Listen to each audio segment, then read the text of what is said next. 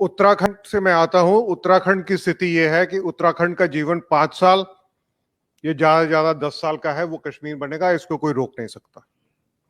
उसके लिए मैं आपको ये बताता हूं कि बद्रीनाथ में, केदारनाथ में मस्जिद बन गई है, इबादतगाह बन गई है, वहां पे नमाज अदा होनी शुरू हो गई है।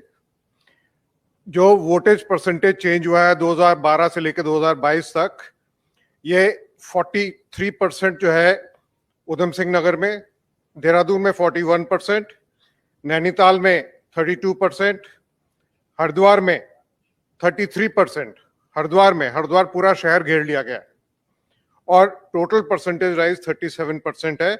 और ये 20% से लेके यहां तक इतनी परसेंटेज राइज हो गई है। और पूरे पहाड़ में, पूरे देहरादून में जितना भी फल और सब्जी का बिजनेस है, ये 90% बिजनेस हमारे शांति दूतों के पास है।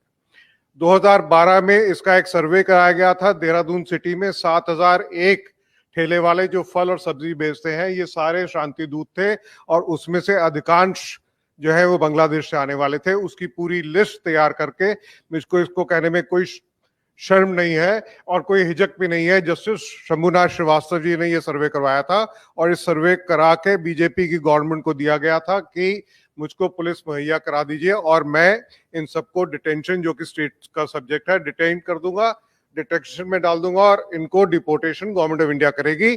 तो उस जुलाई 31 को शंभुनाथ श्रीवास्तव जी का कार्यकाल उत्तराखंड में बीजेपी सरकार ने समाप्त कर दिया।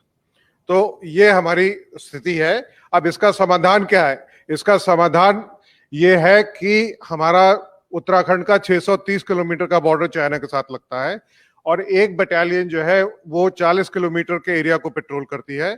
हमारे यहाँ वहां पे स्काउट्स एंड गाइड्स हैं। उन स्काउट्स एंड गाइड्स को अरुणाचल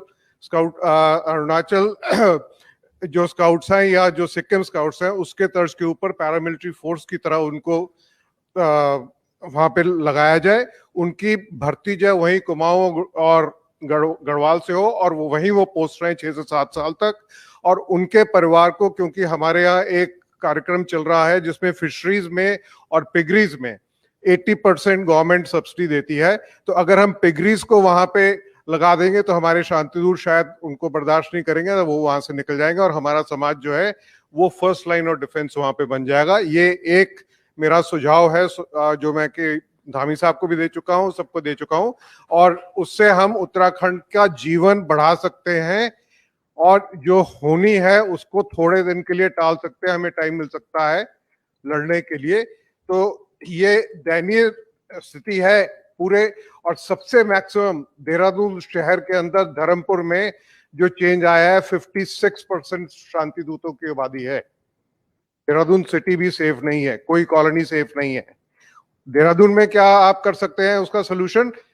मंदिर को सेंटर बना के मित्र मंडली बनाइए, मंदिर में जाके इकट्ठे होइए, मंदिर में जाके सबके साथ बनिए, मंदिर का भी उत्थान कीजिए और आपसी में भाईचारा बढ़ाइए और एक दूसरे को पहचानिए। वो आपका एक जो मित्र मंडली है, अगर आपके घर में 4 लोग आते हैं तो आपने उस मंडली को बुलाया तो वो आपके साथ खड़े होंगे, अन्यथा आपके पास कोई आदमी नहीं है।